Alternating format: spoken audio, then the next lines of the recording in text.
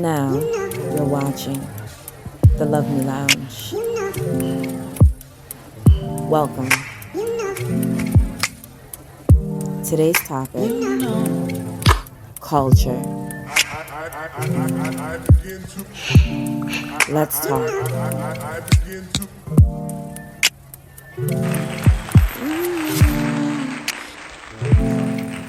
Hey beautiful people, welcome to the Luvmi Lounge, your comfy combo corner.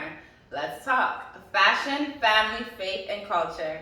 Right now, you're lit at the Luvmi Lounge. Lit stands for living in truth, living in testimony, living in trends, and these queens do it to perfection daily. I am joined by my two sisters, Candace to my right and Sashay Kavenji to my left. They are multifaceted, creative beauties that have so many skills and talents, and I will just let them tip you off on their own. Starting with Candace. Hi everyone, my name is Candace. I'm a model, a content creator, and I own my own graphic design company. I am big on spirituality and I love people deeply. Period. How about you, sis? So my name is Sasha Da Vinci. I am currently a content creator. I also do music, so guys stay tuned. There's going to be lots of music coming out soon. And I'm into just people. I just love people. I'm a people person. I'm into loving yourself, and healing and growing is my specialty. So Beautiful. Okay. Well, I am a mix of both of these queens. And so I feel as though it is an organic space because I can relate to Candace with the creative arena. I do editing and I'm into styling and fashion. And over here, I feel like she's like a mini me. And what does that mean? That means I'm old and she's younger. No. It also means that I'm also into music and I love people and I'm a people person and I love energy. And that's just the way we rock, I rock, and I love it. So beautiful. Yes, we all are. We all are beautiful. Absolutely. And that's what love is about. You know, loving your image, loving who you are, and loving what you desire and stand for, as long as it's in a positive space. Yeah, absolutely. We support it. All day. All right, girl. So what are we talking about today? What's today's topic? Yeah, girl. Well, today's topic is culture. We're going to talk about what cultures we come from, what culture means to us, and we're going to talk more about what we want to see more of in our own cultures. Absolutely. I love that. I agree. Sure. I like that. Ooh, let's get into it. So, Tell us a little bit about your culture. yeah. Well, I was born in Jamaica, and I came here when I was a little girl, so we can say that I'm like Jamaican American. Nice. Yeah. How about you? I'm as American as it gets. Honestly, I'm Native American, African American, and European American. I can see that, girl. Yeah, I'm just American. Well, I'm a sac passe all day, Haitian, zo. I don't even know what the zo means. It just sounds good when you're talking about Haiti and Haitian culture nowadays. I guess that's the hip way to identify with being Haitian. But that's who I am. And I wasn't born there, but I was raised there for a good amount of time, where I learned the language, the food, the culture. Skipped on to America. Learned that language, food, and culture, and I've been dipping and dabbing ever since. I love Jamaican culture. I love European and urban African American culture, and my husband has Native American in him as well. So, yes, Very cool. All right. Yeah. All right. that's what's up. So, what are your experiences within your own culture? My experiences of my own culture. Well, coming to America was a huge culture shock. Yes. How was that? Like, what's the difference? Like, What? What's the difference? Let me tell you. First of all, when I first came here, I was like in elementary school. So, Right. you know. You were very young. I was very young. I was Yeah. around maybe 8 years old. Wow. Yeah. So that was a huge change for you. Oh, tell me about it. I didn't know what groceries were. Wow. Groceries? What's The that? farmers market. Right. Right. Food. Yeah. Right. So that was definitely a big thing. And just getting acclimated with how things go here. Definitely Right. different. Yeah. So would you say how would you I'm sorry. how would you do you like your hometown better, or do you like being in the city here in America more? Honestly, because I've been here for so long, I can't even say I miss Jamaica that much. I go back and I visit, and it feels nostalgic. Like I feel like I'm from here, right? But I'm still American. It's my right. You just got accustomed to being here. Exactly. Understood. And what about you? What was the question? As far as your experiences within the culture, because I understand you were saying that you experienced the Haitian culture. So, what were some of your experiences within the Haitian culture? In America, or just in general? In general, and how it is in contrast to the American culture. Haitian culture is different.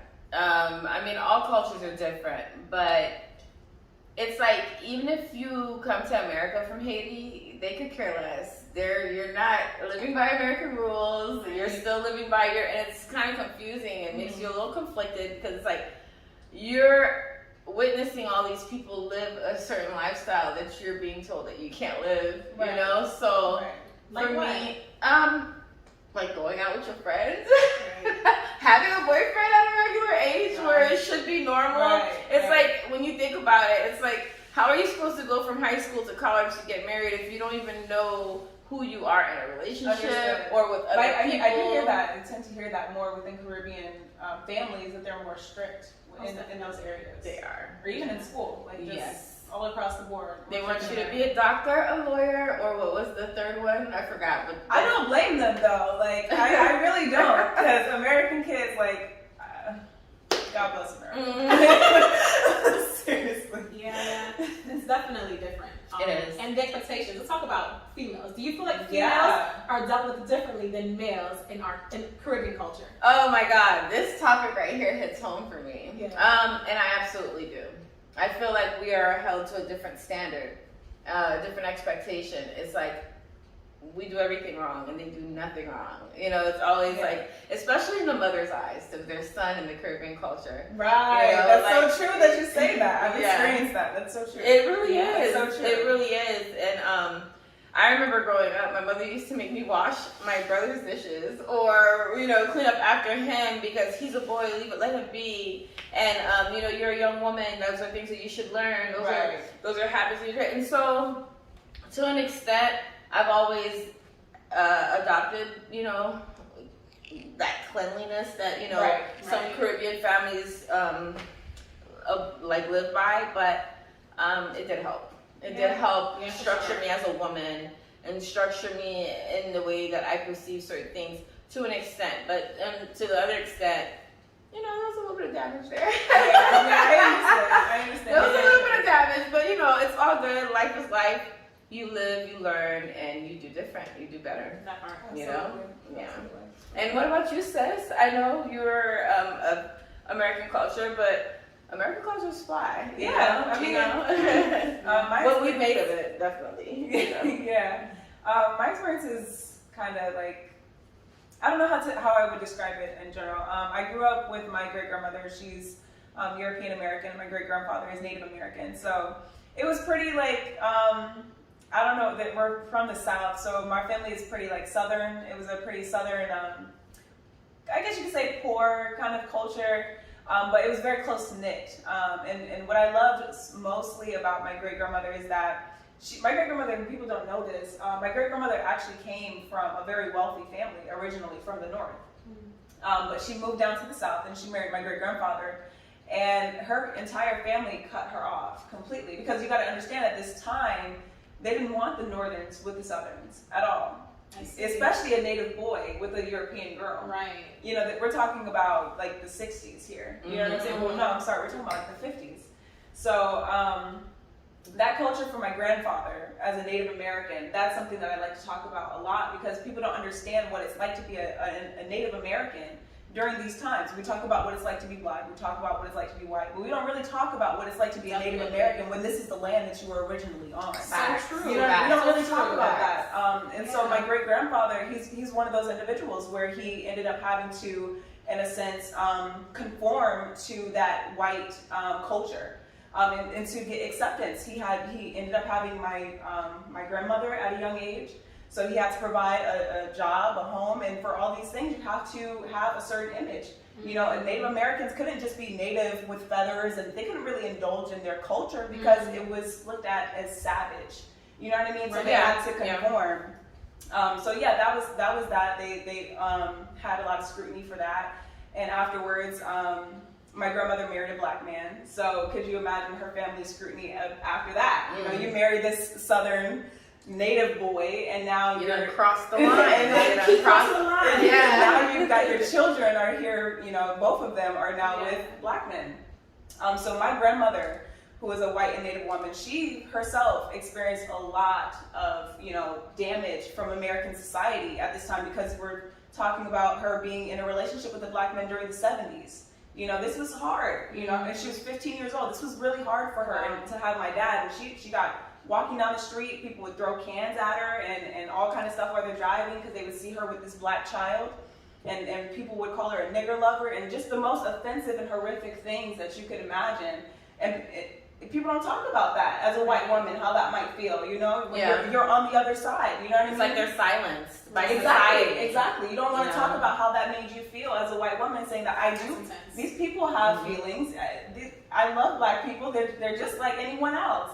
Why am I being, you know, ashamed or, you know, for seeing them in their light that they thrown are out of society in that sense? You know what I mean? She couldn't get like regular people would legit put her to the side, write her off because of that. So that's a real thing. So this is something that, you know, I kind of grew up learning with 3 different cultures. You know what I mean? Different angles in America. So it's painful. So what I would like to see, I guess that kind of goes back into the conversation that we're having. What I would like to see in the culture is unity. I would like to see that unity. And when you say in the culture, what specify? And in each and every culture. In humanity, period. Absolutely.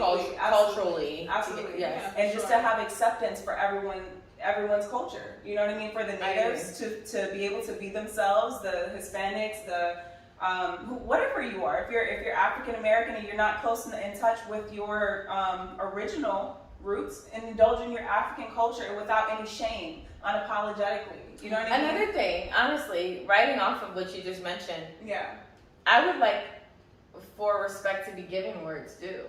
Absolutely. Like credibility. As we spoke about Indian, and this is their land, like that was stolen, and you know, African culture, the contributions that we've made to what is now American culture, right?